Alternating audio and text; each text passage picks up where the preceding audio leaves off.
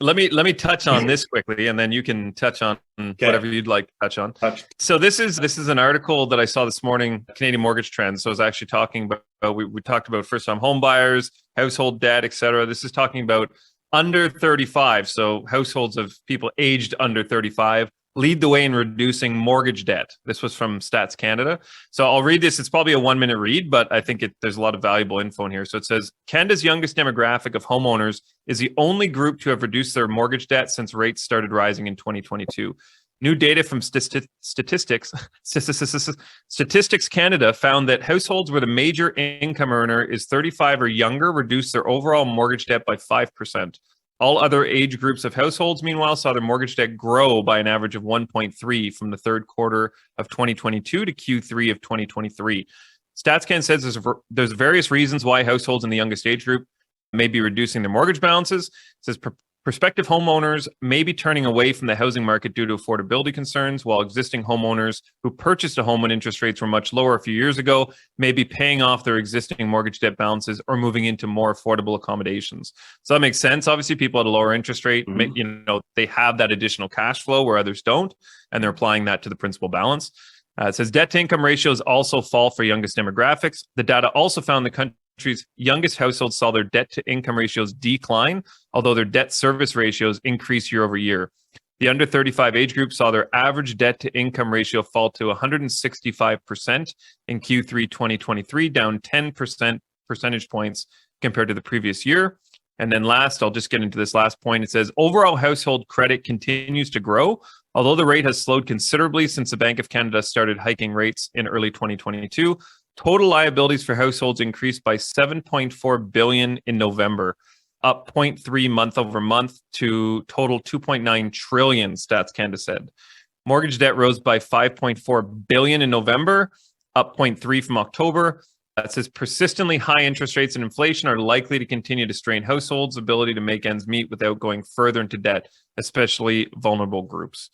So, yeah, interesting stats. Like obviously a lot of numbers there. Sorry to throw billions and percentages and point this, point that. But I mean, if you listen to that again, maybe there is some really valuable data in there. I think it does make sense. Obviously, anyone who may have been a first-time home buyer, say 3 years ago, they locked in at their 2 point whatever percent, and they have that additional cash now that they can apply to the principal balance, especially knowing that others are in higher interest rates, or maybe the fear of renewing in a higher interest rate has prompted them to make larger debt repayment payments because they want to avoid future interest applied to the mortgage. But I thought it was very interesting to see that, because you would think usually the younger demographics are, at least the perception is that they might be more reckless or they're spending money on other things, trips and so on. Seems to be not the case. Future is looking bright. Yeah, I think just overall, like the younger generations are getting way smarter than we were or are, and that's just going to continue finally, but now they're left with all this shit to deal with that they're going to have to help regulate in some way in terms of from a federal, national, international level.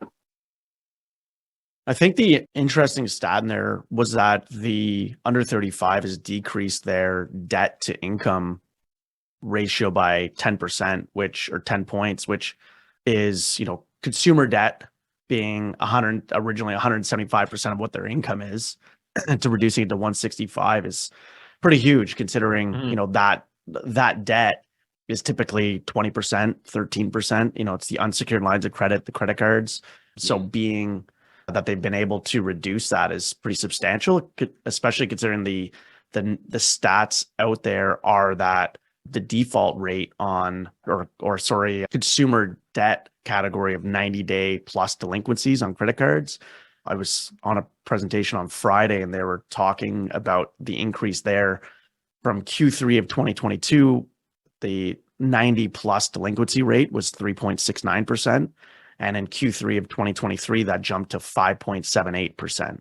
And it's been steadily going up for that, missing payments by 90 plus days. So obviously that's the 35 plus mark, being that the under 35 age group has been reducing their debt. Thanks for tuning in, everyone. We hope you enjoyed today's episode. Please remember to like, share, comment, and subscribe, because we'd really like that.